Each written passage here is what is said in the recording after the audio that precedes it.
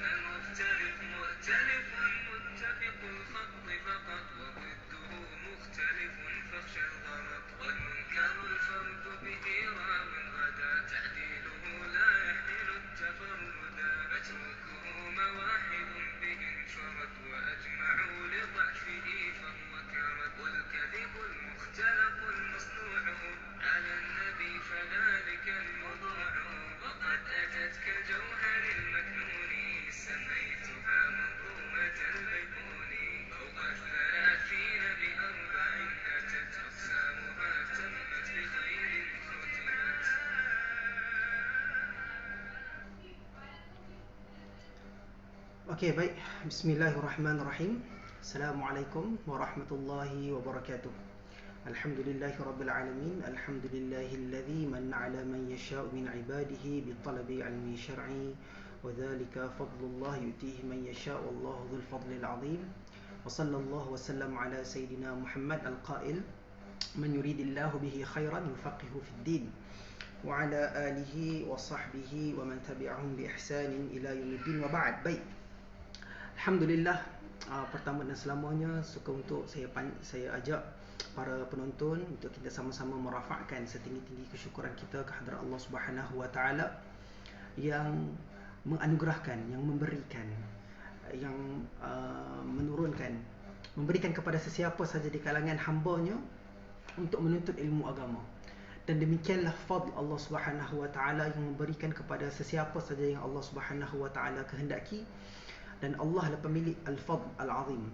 Seterusnya selawat dan salam kita panjatkan ke atas junjungan besar Nabi kita Muhammad sallallahu alaihi wasallam yang pernah bersabda, sesiapa yang Allah Subhanahu wa taala nakkan kepada hamba-Nya kebaikan, man yuridillahu bihi khairan, siapa yang Nabi nakkan, siapa yang Allah Subhanahu wa taala inginkan kepada hamba-Nya itu kebaikan, yufaqihu fid din, Allah Subhanahu wa taala akan berikan kepada hamba-Nya itu kefahaman dalam ilmu agama. Seterusnya selawat dan salam kepada ahli keluarga baginda, para sahabat dan mereka yang mengikuti para sahabat sampai ke hari kiamat. Baik, saya tengah tunggu line internet kalau clear.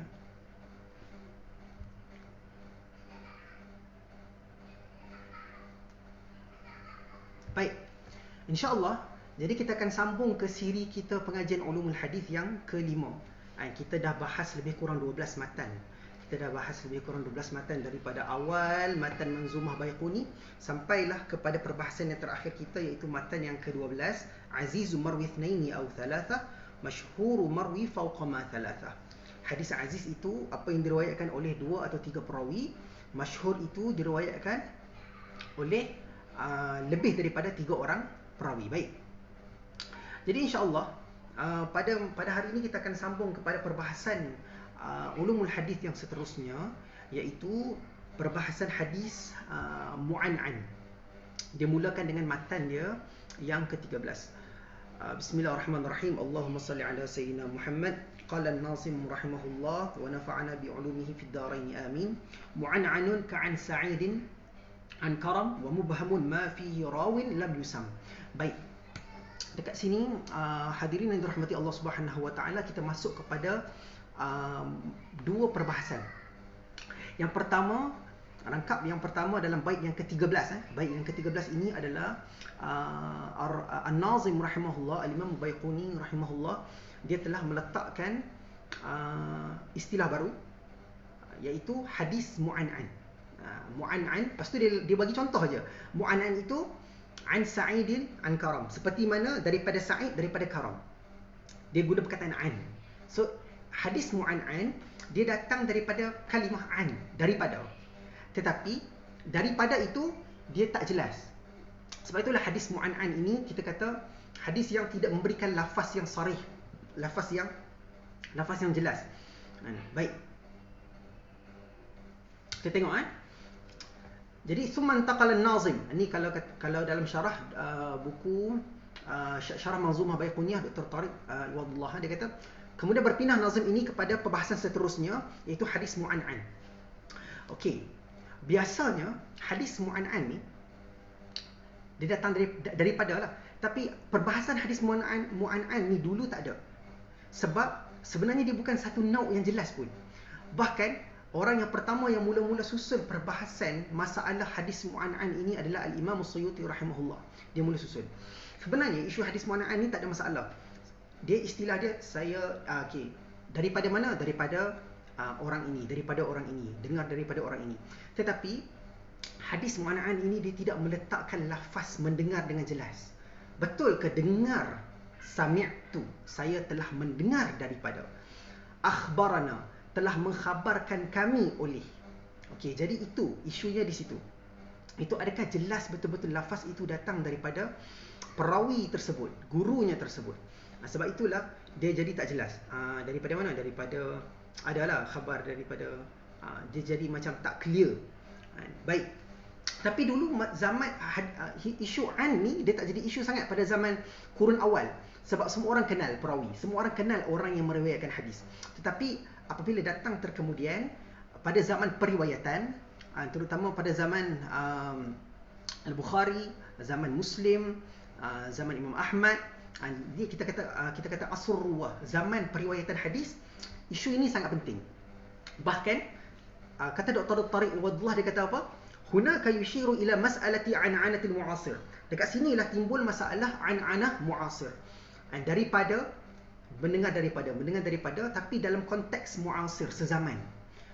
Mereka ini sezaman, duduk sekali, kenal, pernah jumpa, ataupun mungkin tak pernah jumpa, pernah dengar je, tetapi claim kata pernah dengar, claim kata pernah dengar hadis ni daripada fulan, daripada fulan, daripada fulan. Tapi sebab perawi hadis ni pun dulu ni pun mereka pun cerdik juga. Jadi dia tak nak menipu kata dia tak dengar, tapi mesej tu sampai. So dia guna istilah an, daripada orang ni, daripada orang ni, daripada orang ni, kemudian itulah hadis, kan. Jadi di sini timbul masalah an'anah al-mu'asir, iaitu isu antara Imam Muslim dan Imam Al-Bukhari. Baik. Iaitu masalah apa tau? Masalah thubutul liqa, jumpa ataupun tidak perawi itu. Contoh macam saya kata, daripada A mendengar daripada daripada B, daripada C, kemudian daripada Nabi SAW. Okey, daripada aja. Tapi dengar tak? Dengar ke tidak? Jadi di situ kuncinya, problemnya. Kalau betul dengar tapi guna istilah an, kita tengok pula kan, para ulama dia letakkan pula, berjumpa ke tidak perawi itu, pernah berjumpa tak, walaupun sekali, pernah jumpa tak. Ini syarat yang diletakkan oleh Al-Bukhari. Imam Al-Bukhari, Ali ibn Madini rahimahullah, ini adalah imam-imam hadis, jago-jago hadis yang besar pada zaman mereka. Mereka meletakkan syarat bahawa hadis mu'an'an akan diterima jika perawi A dengan perawi B contohnya pernah ada bukti thubutul liqa, pernah betul-betul pernah berjumpa. Mereka pernah berjumpa. Atau mereka ini dan perawi itu mestilah tidak pernah melakukan tadlis ataupun tidak melakukan tadlis. Tadlis ni nanti kita akan bahas pada matan yang ke-17 18 nanti. Dan jauh lagi.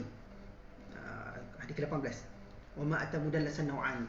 Tadlis ni nanti dia trik yang dilakukan oleh para perawi kadang-kadang. Jadi syarat dia, perawi itu mesti bukan mudallis, bukan pernah melakukan tadlis, dan mesti hidup, mesti pernah jumpa.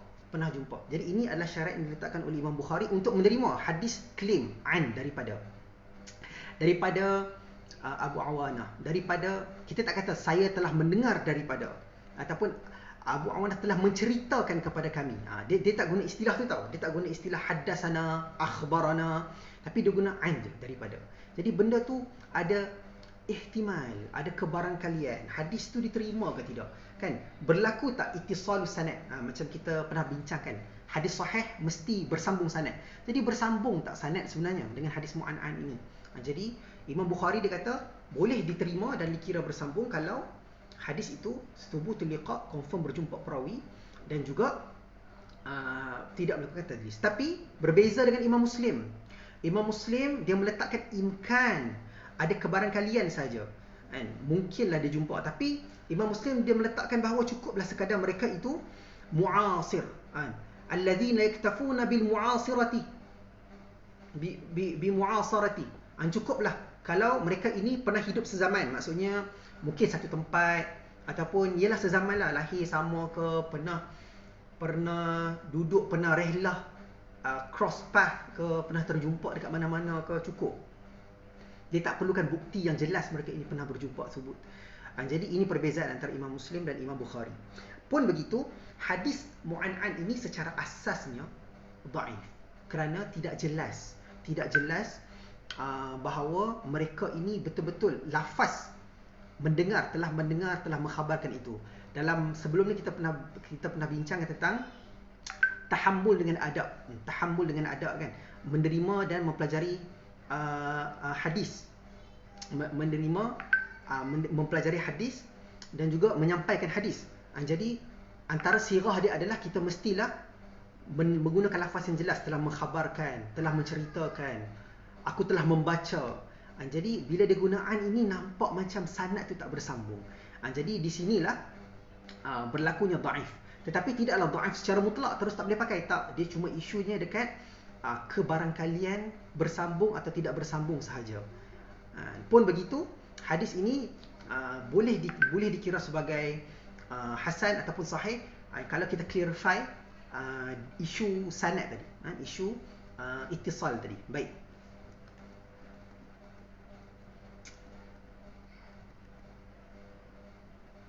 Kata Al-Imam Ibn Hajar Al-Asqalani, Wa an'anatul mu'asiri mahmulatun 'ala as-sama'. An'anatul mu'asir ini mahmulah, bolehlah diambil kira ataupun boleh dikira sebagai mendengar, illa minal mudallisin, kecuali lah kalau perawi itu adalah seorang yang mudallis, yang telah melakukan tadlis, yang telah melakukan trik. Dia claim dia dengar tapi sebenarnya dia tak dengar pun, dan telah terbukti dia pernah buat macam tu. Jadi yang tu kita tak terima. Waqila, dan dikatakan yushtaratu thubuta liqa'ihima walau marratan, dan dikatakan mensyarat, telah meletakkan syarat haruslah subutul liqa', dan mestilah perawi ini an satu dengan an dua ni nak cross ni, nak kata telah mendengar daripada ini, mestilah pernah berjumpa walau marrah, walaupun sekali. Dan inilah yang dipilih, wahwal mukhtar, inilah pandangan yang dipilih. Taba'an li Ali ibn Madini wal Bukhari, yang inilah pandangan Ali ibn Madini dan pandangan Imam Al-Bukhari. Baik, itu selesai pembahasan hadis mu'an'an. Seterusnya, wa mubhamun ma fihi rawin lam yusam, dan kemudiannya adalah pembahasan hadis mubham. Tadi mu'an'an, sekarang ni dalam matan yang ke-13 kita terus kepada pembahasan mubham. Mubhamun ma fihi rawin lam yusam, hadis mubham. Apa itu hadis mubham? Hadis mubham, Al-Imam Al-Baiquni secara direct memberikan definisi, iaitu padanya perawi lam yusam, perawi yang tidak dinamakan, perawi yang tidak dinamakan, lam yusam. Baik, yakni macam mana? Contoh, ibham ini dia ada dua. Sanad, dia boleh berlaku dalam sanad, dan dia boleh berlaku dalam matan. Contoh, kalau berlaku dalam sanad, haddathani rajul, telah menceritakan kepada aku satu orang lelaki telah datang cerita kepada aku. Au an fulan, daripada seorang fulan, seorang. Ataupun dia kata apa? An ummi, daripada ibuku. An ammi, daripada pakcikku. Wa an syaikhi, daripada guruku. Siapa? Kita tak tahu. Jadi dia menggunakan perkataan yang terlalu general, kita tak kenal. Lam yusam, tidak dinamakan. Ada seorang pakcik ni bagi tahu saya. Dalam sanad dia bagi tahu, guru saya bagi tahu, tapi dia tak bagi tahu nama cikgu dia, guru dia. Ada seorang lelaki, ada seorang ibu, dia bagi tahu gelaran yang tidak dinamakan. Jadi ini kita panggil mubham. Itu mubham dalam sanad. Mubham dalam sanad susah untuk kita terima, bahkan boleh dikirakan sebagai dhaif. Boleh dikirakan sebagai dhaif. Kata Al-Hakim An-Naisaburi, dia dikira sebagai maqtu', terputus, sebab tak jelas siapa orang tu, kan? Jadi dia dhaif sebab maqtu'. Tapi jumhur muhaddisin yang lain mengatakan bahawa hadis mubham dia dhaif sebab dia majhul, tidak dikenali, kerana perawi itu tidak dikenali. Baik, itu mubham dalam sanad. Mubham dalam sanad juga boleh nampak macam diterima, ta'dil, macam kata perawi itu bagus. Contoh macam dia kata haddathani thiqah, telah mengkhabarkan kepada aku, telah menceritakan kepada aku seorang perawi yang thiqah. Seorang perawi yang thiqah telah memberitahu saya bahawa macam tu. Boleh kita terima tak? Dia claim kata perawi itu thiqah, bagi tahu dia something. Satu hadis. Boleh tak diterima? Jawapannya kena ada tafsil. Kena tengok dahulu, betul ke perawi itu betul-betul thiqah, dan ta'dil, pengadilan terhadap perawi itu, siapa yang claim kata perawi itu thiqah. Dan kalau kata haddathani thiqatun, telah mengkhabarkan, telah menceritakan kepada aku seorang thiqah, ataupun haddathani man la ittaham, telah mengkhabarkan, telah menceritakan kepada aku seseorang yang tidak ditohmah sebagai pembohong, pendusta. Bolehkah diterima? Kena tafsil, kita kena tengok dahulu, adakah betul perawi itu tidak ditohmah ataupun diklaim kononnya dia itu seorang yang thiqah, dipercayai. Baik, itu mubham dalam matan. Kalau mubham dalam sanad macam mana? Kalau mubham dalam itu mubham dalam sanad. Kalau mubham dalam matan macam mana? Matan, sanad ni kita kata silsilah perawi kan. Perawi A bagi tahu kepada perawi B, bagi tahu kepada perawi C sampai kepada Nabi kan. Kan? Macam Malik kepada Nafi' kepada Ibn Umar sampai kepada Nabi, itu kita panggil perawi lah. Ini adalah sanad. Kalau mubham yang berlaku dalam matan macam mana? Mubham berlaku dalam matan kalau dalam hadis tu, dalam teks hadis Nabi SAW tu, Nabi kata jaa rajulun ila Rasulillah sallallahu alaihi wasallam, telah datang seorang lelaki kepada Nabi sallallahu alaihi wasallam. Kalau macam ni boleh tak kita terima, ataupun kena clarify juga siapa lelaki tu? Tak semestinya. Kalau mubham dalam matan, tidak mendhaifkan hadis tersebut, tidak mencacatkan keadaan hadis tersebut, la yadurru, tidak memudaratkan, tidak memburukkan, tidak spoil hadis itulah, wala ta'thira lahu, dan tidak ada efek pun fi tashihil hadis, kepada kesahihan hadis tadi. Tapi kalau mubham berlaku pada sanad, ada efek kepada kesahihan hadis ini. Contoh macam mana? Contoh ni para penonton yang pernah dengar hadis kedua daripada Imam An-Nawawi. Ingat tak? Hadis kedua Imam An-Nawawi, hadis Jibril, terkenal dengan nama hadis Jibril. Bainama nahnu julus inda Rasulillah sallallahu alaihi wasallam dzata yaumin ittala alaina rajulun. Telah datang kepada kami satu orang lelaki, syadidu bayadus siyab, syadidu sawadus sya'r, la yura alai wala ya'rifuhu minna ahad hatta jalasa ila Nabi sallallahu alaihi wasallam. Hadis yang Jibril datang jumpa Nabi itu, tapi pada awalnya dia beritahu ada seorang lelaki datang kepada Nabi, baju dia putih, rambut dia hitam, tak ada kesan musafir, duduk dengan Nabi, kemudian dia tanya 3 soalan kan, Islam, iman, ihsan kan. Jadi lelaki tu siapa? Barulah kita tahu lelaki tu Jibril. Jadi kalau kita tak tahu pun lelaki tu pada asalnya, tak apa, dia tidak memberi kesan apa-apalah kepada kesahihan hadis tu. Tetapi manfaat untuk kita ketahui ma'rifah ibham pada matan ini adalah untuk kita memahami fiqh hadis tersebut. Fiqh hadis tersebut lah kan. Macam contoh lain kan, macam hadis Nabi SAW didatangi seorang wanita yang tanya kepada Nabi tentang haid. Bila para pengkaji hadis teliti hadis ni, siapakah wanita yang datang kepada Nabi dan bertanyakan Nabi tentang haid tu? Siapa dia?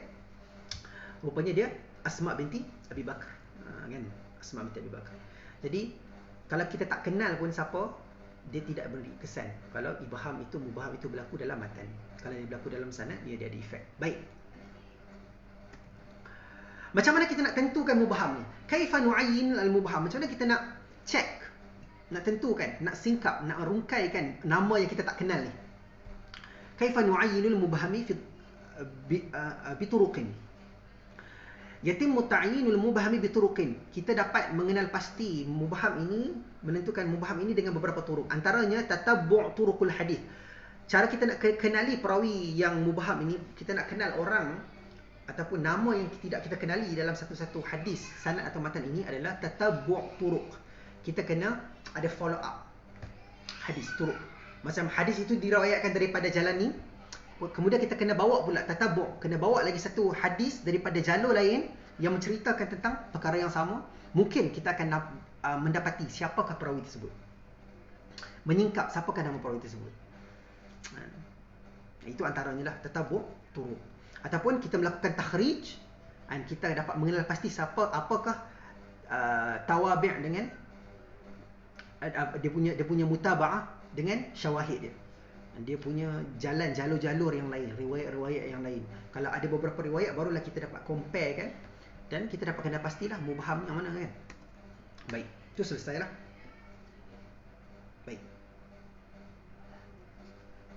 Seterusnya, matan yang ke-14.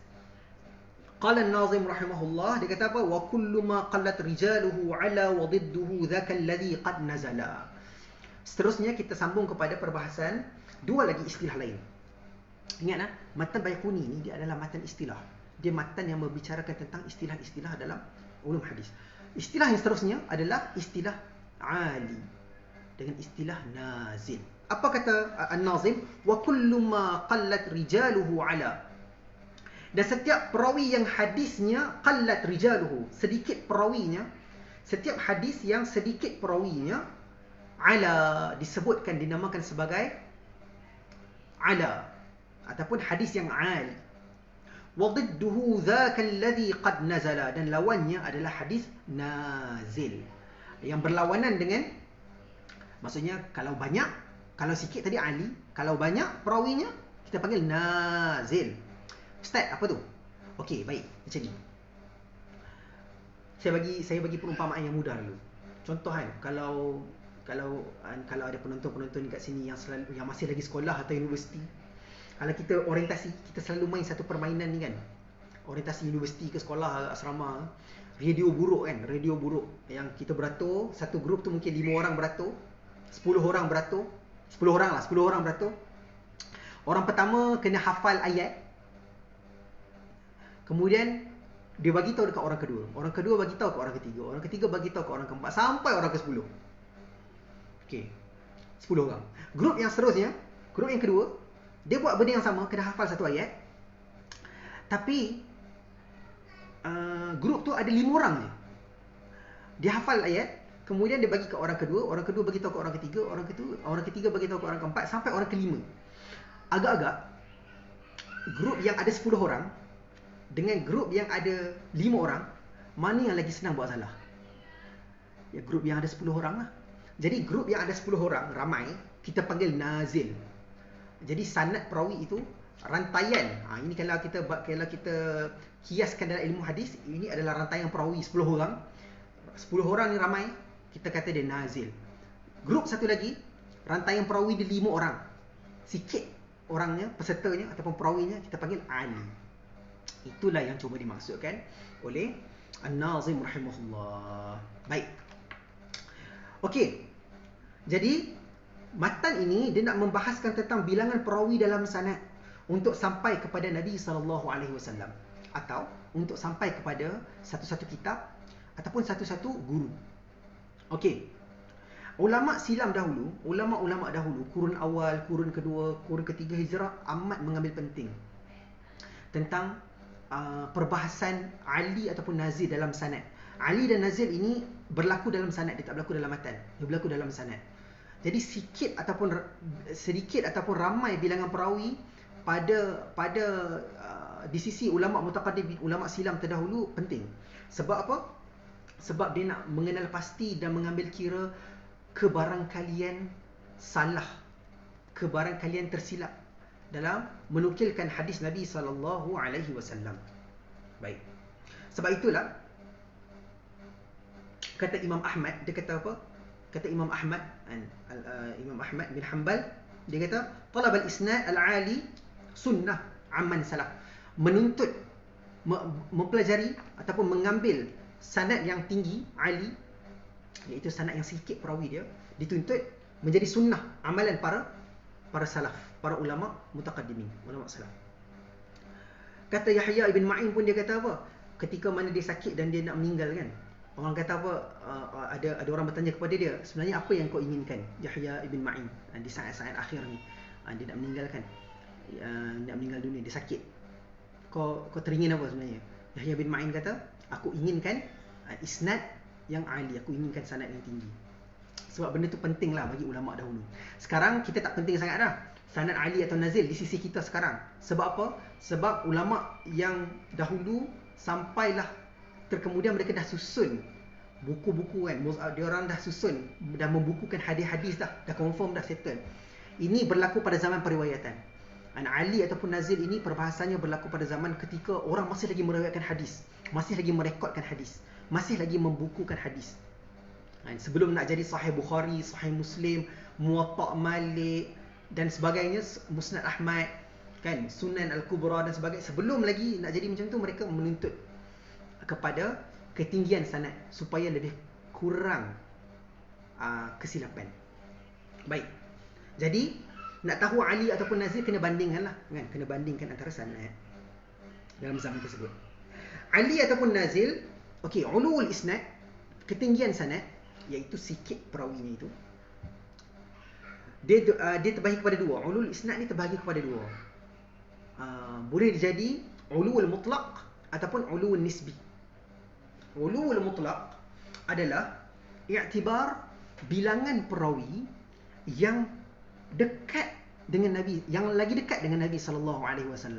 Maksudnya start daripada mungkin zaman musannif, zaman ulama-ulama yang cuba membukukan hadis, cuba merekodkan hadis, mereka itu, dan perawi-perawi sebelum mereka sampai kepada Nabi. Ini kita panggil ulul mutlaq. Contoh, yang paling kita kata apa, sanad yang paling ali lah. Yang paling ali, yang paling tinggi, yang paling sikit bilangan perawi dia dan sahih. Seperti mana yang direkodkan dalam Muwatta Malik. Imam Malik bin Anas, Imam Malik, Imam Darul Hijrah, pengasas mazhab Maliki kan. Imam Malik dia karang satu kitab nama dia Muwatta kan. Imam Malik wafat pada tahun 179 Hijrah. Dekatlah sikit dengan Nabi. Dia ada satu rantaian sanad dia tu daripada Malik. Malik meriwayatkan daripada Nafi'. Nafi' meriwayatkan daripada Ibn Umar. Kan? Malik, Nafi', Ibn Umar. Baru sampai kepada Nabi. Maksudnya daripada antara Imam Malik dengan Nabi ada dua orang perawi sahaja. Nafi' dengan Ibn Umar. Ibn Umar ni sahabat Nabi, Nafi' tabi'in. Jadi Imam Malik dia meriwayatkan hadis, rantaian sanad dia tu hanya memerlukan dua orang sahaja, dua atau tiga orang sahaja nak sampai kepada Nabi SAW. Jadi ini antara sanad yang ali, sanad yang tinggi, ulul mutlak. Contoh lain macam sanad Imam Al-Bukhari. Imam Bukhari kan, siapa yang tak kenal kan? Apa imam yang mengarang kitab Sahih Al-Bukhari, semua kenal Sahih Bukhari. Sahih Bukhari pun ada sanad yang tinggi juga, tapi tak setinggi Imam Malik lah. Sebab Imam Al-Bukhari wafat pada tahun 256 Hijrah. 256. Imam Malik 179. Imam Bukhari 256. Jadi dia pernah ada sanad yang tinggi juga. Antara sanad dia yang tinggi dalam Sahih Bukhari adalah riwayat daripada Al-Makki bin Ibrahim, daripada Yazid bin Abi Ubaid, daripada Salamah sampai kepada Nabi SAW. Jadi Imam Bukhari, Al-Makki bin Ibrahim, lepas tu Yazid bin Abi Ubaid, kemudian Salamah. Salamah ni sahabat, meriwayatkan hadis daripada Nabi tentang siapa yang berkata apa yang aku tak kata tu, maka akan ditempah ke tempatnya dalam neraka. Man yaqul alayya ma lam aqul falyatabawwa maq'adahu minan nar. Siapa yang kata apa yang aku tak kata, maka akan ditempah tempatnya dalam neraka. Ini adalah hadis Nabi kan, sahih. Jadi daripada Imam Bukhari nak sampai kepada Nabi itu ada 3 orang saja. Jadi kita panggil sulathiyat, 3 orang. Hadis yang memerlukan 3 perawi untuk sampai kepada Nabi. Ini pun sanad yang kita kata ulu lah, ulu mutlak, tinggi. Dekat dia, sikit je bilangan perawi dia. Ada juga lagi satu kita panggil ulu nisbi. Ulu nisbi ni dia adalah ketinggian sanad yang dinisbahkan kepada imam ataupun kepada kitab tertentu, imam tertentu ataupun kitab tertentu. Contoh macam saya kata contohlah ni contoh. Sanad saya dalam hadis 40 Imam Nawawi. Imam An-Nawawi dia ada karang kitab hadis 40. So sanad saya daripada saya ni nak sampai ke Imam An-Nawawi mungkin 15 orang perawi hadis. 15 orang. Sanad saya ambil daripada guru saya ambil daripada gurunya sampai kepada Imam An-Nawawi. Nisbah kepada kitab hadis 40, Arba'un An-Nawawi. 15 orang. Tapi mungkin ada orang lain, sanad dia mungkin 13 orang. Daripada beliau sampai kepada Imam An-Nawawi. Itu mungkinlah beliau lagi ali. Saya nazil, kurang sikit. Macam itulah. Itu kita panggil ulul nisbi. Boleh. Baik.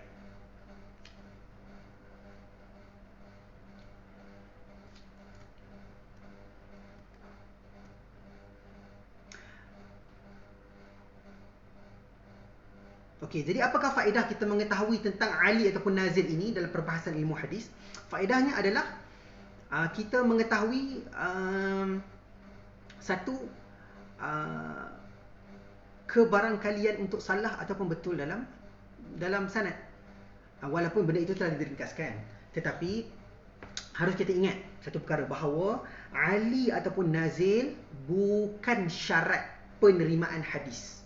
Hadis yang ali ataupun hadis yang nazil, hadis yang contoh sikit perawinya ataupun hadis yang ramai perawinya, bukanlah syarat mutlak untuk kita terima satu-satu hadis. Kenapa kita terima hadisnya sahih? Sebab sanad dia ali, sikit perawi. Tak. Ingat syarat hadis sahih tu, qabul hadis ada 5 kan? Penerimaan hadis adalah 5. Jadi ali ataupun nazil bukanlah syarat wajib untuk kita mengesahkan satu-satu hadis. Dan setakat saya belajar ni, wallahu alam, saya tak pernah jumpa lagi lah tashih ataupun tad'if berdasarkan ali ataupun nazil. Cuma menjadi tradisi ulama dahulu dan sekarang pun para penuntut ilmu hadis ataupun para pengkaji hadis, kita boleh tengok kebarangkalian untuk sanad yang ali, sedikit perawi itu, kebarangkalian untuk berlaku kesalahan adalah sangat sikit. Sangat sikit. Dan kebarangkalian untuk sanad yang nazil itu melakukan kesalahan adalah tinggi sikit. Jadi itu sahaja, that's it. Tapi dia tidak mensyaratkan kalau hadis tu Ali, sanad dia perawi dia sikit, confirm sahih. Tidak semestinya macam tu. Kalaulah sanad itu nazil, perawinya ramai, confirm kita tolak sebab ramai sangat perawi. Tak semestinya macam itulah. Baik. Okey. Boleh? Kemudian last insya-Allah pada malam ni, ni matan yang seterusnya, matan yang ke-15. Matan yang ke-15 ataupun matan yang ketiga untuk kita malam ni. Perbahasan berkenaan dengan mauquf. Hadis mauquf. Qala an-Nazim rahimahullah, telah berkata an-Nazim rahimahullah, "Wa ma adafta ila ashabi min qaulin wa fi'li fa huwa mauqufun zukin." Apa yang wa ma adaftahu ila al-ashabi min, apa yang disandarkan, apa yang engkau sandarkan kepada para sahabat, min, daripada, sama ada qaulin atau fi'lin, kata-kata, perbuatan, fahuwa mauquf, maka ia adalah hadis mauquf zukin. Ada saja tambah zukin ni sebab dia nak bagi sama rima, ataupun kita kata apa, rima manzumah ni. Zukin tu dia tambah, nak bagi lengkap. Zukin tu maksudnya fahamilah zukin. Wa ma adaftahu ila ashabi min qaulin aw fi'lin fahuwa mauqufun zukin. Baik. Jadi kita sampai kepada satu lagi perbahasan berkenaan dengan hadis mauquf. Sebenarnya hadis mauquf ni dia package dengan dua lagi istilah yang kita pernah belajar sebelum ni, iaitu pada matan yang ke-8 ataupun yang ke-7. Kita bincang berkenaan dengan hadis marfu' dengan maqtu'. Pada matan yang ke-7 kan, wa ma udhifa lin nabil marfu'u wa ma li tabi'in huwal maqtu'u. Jadi kita dah kenal marfu' yang disandarkan kepada nabi, maqtu' yang disandarkan kepada tabi'in. Jadi ini package dia yang ketiga. Tetapi package ni dia terlambat sikit, sebab Imam Al-Baiquni dia memang tak tersusun kan dalam dia menyusun, dia tak tersusun dalam manzumah ni, dalam menyusun manzumah ni. Jadi ini adalah contoh yang ketiga, iaitu maqtu', mauquf. Mauquf tu apa? Mauquf adalah apa yang disandarkan kepada sahabat Nabi sallallahu alaihi wasallam. Jadi apa yang disandarkan kepada sahabat, apa yang sahabat kata, dia adalah mauquf, dia adalah mauquf. Marfu' kepada Nabi, maqtu' kepada tabi'in, mauquf kepada sahabat, kata-kata sahabat. Mauquf. Jadi sebelum tu kita kena clear dulu, siapa sahabat Nabi? Siapakah sahabat Nabi sallallahu alaihi wasallam? Jadi Imam Al-Bukhari dia ada letak definisi sahabat dalam Sahih Bukhari, dalam kitab Fadail Ashab. Dalam Sahih Bukhari Imam Bukhari dia definisikan as-sahabah itu adalah man sahiban Nabi sallallahu alaihi wasallam wa ra'ahu minal muslimin fahuwa minal ashabih. Sesiapa yang bersahabat dengan Nabi sallallahu alaihi wasallam ataupun siapa yang pernah melihat Nabi dari kalangan umat Islam, maka ia adalah sahabat Nabi. Itu satu. Dan ini juga yang disokong oleh Al-Imam Ibn Salah dalam muqaddimah dia. Itu adalah sahabat. Tapi yang menariknya lagi, Imam Ibn Hajar Al-Asqalani dalam Al-Isabah fi Tamyiz As-Sahabah, dia memperincikan lagi definisi sahabat. Imam Ibn Hajar kata apa? Man laqiyan Nabi sallallahu alaihi wasallam, anna as-sahabi, sesungguhnya sahabat itu adalah man laqiyan Nabi, sesiapa yang bertemu dengan Nabi sallallahu alaihi wasallam, mu'minan bihi, bukan setakat bertemu tetapi beriman dengan Nabi sallallahu alaihi wasallam, wa mata 'ala al-islam, dan dia mati dalam keadaan Islam, wa yadkhulu fi man laqiyahu man talat mujalasatuhu aw qasrat, wa man rawa anhu aw lam yarwi, wa man ghaza ma'ahu aw lam yaghzu, wa man ra'ahu ru'yatan wa lam yujalishu, wa man lam yarahu li'aridin kal'ama. Menarik. Jadi Imam Ibn Hajar Al-Asqalani didefinisikan sahabat. Ini maksudnya siapa sahabat? Mereka yang beriman kepada Nabi sallallahu alaihi wasallam, bertemu dengan Nabi sallallahu alaihi wasallam dan beriman kepada Nabi dan mati dalam keadaan Islam. Dan mereka bertemu dengan baginda sama ada sekejap ke, lama ke bertemu dengan Nabi, sebentar bertemu dengan Nabi, ataupun sama ada dia meriwayatkan hadis Nabi ataupun dia tak pernah meriwayatkan hadis Nabi. Berperang dengan Nabi ataupun dia tidak berperang dengan Nabi. Melihat baginda dengan mata kasar ataupun dia tidak melihat baginda sebab dia ada kecacatan lah, buta dan sebagainya. Jadi ini definisi yang diletakkan oleh Imam Ibn Hajar. Jadi mereka ini adalah sahabat Nabi sallallahu alaihi wasallam. Jadi kata-kata mereka disandarkan kepada mereka dinamakan sebagai hadis mauquf. Hadis mauquf. Baik. Okey. Timbul lagi satu perbahasan. Hadis mauquf ni adalah athar ataupun tidak? Athar adakah sama arti dengan mauquf? Kita pernah dengar istilah athar kan? Athar ini adakah sama dengan mauquf? Kata Imam Ibn Hajar Al-Asqalani, dia kata tak samalah. Athar tidak sama dengan mauquf. Athar ni boleh jadi kepada Nabi, boleh jadi bukan kepada Nabi sallallahu alaihi wasallam. Tetapi athar ni boleh jadi kepada Nabi, boleh jadi kepada sahabat, boleh jadi kepada tabi'in, boleh jadi kata-kata maksudnya kata-kata Nabi, kata-kata sahabat, kata-kata tabi'in, ini semua athar. Mauquf kata-kata sahabat sahaja, disandarkan kepada sahabat sahaja. Ini kata-kata Imam Ibn Hajar dia nukilkan dalam Nukhbah. Tetapi Imam An-Nawawi dia kata tak, mauquf samalah dengan athar. Athar ni adalah kata-kata sahabat yang disandarkan kepada sahabat. Jadi samalah dengan mauquf. Mauquf juga adalah kata-kata sahabat. Jadi mauquf ni pun dia sama juga dengan marfu', dia sama juga dengan maqtu'. Dia boleh jadi sahih, dia boleh jadi hasan. Maksudnya kata-kata itu boleh jadi sahih, kata-kata itu boleh jadi hasan, kata-kata itu boleh jadi dhaif. Bahkan dia boleh jadi palsu pun. Boleh je orang reka nama sahabat, reka kata-kata sahabat. Kata sahabat kata. Kan? Jadi dia tidak semestinya sahih.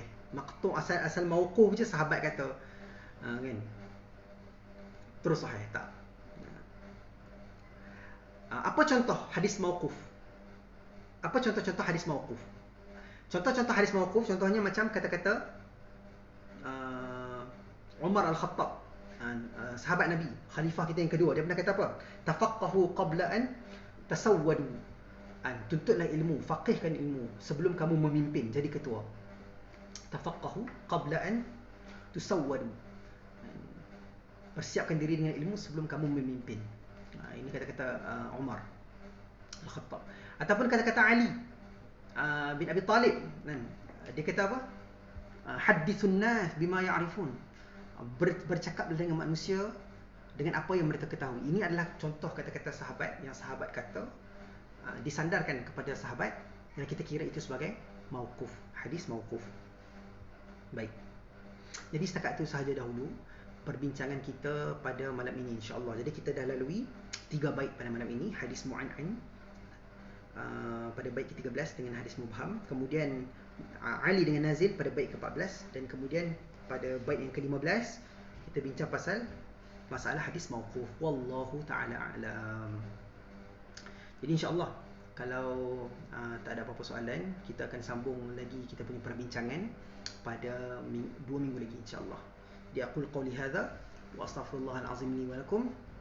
Assalamualaikum warahmatullahi wabarakatuh. Subhanakallahumma wa bihamdika asyhadu an la ilaha illa anta astaghfiruka wa atubu ilaik. Wal 'asr innal insana lafi khusr illa alladhina amanu wa 'amilus solihat wa tawassaw bil haqq wa tawassaw bis sabr. Assalamualaikum warahmatullahi wabarakatuh.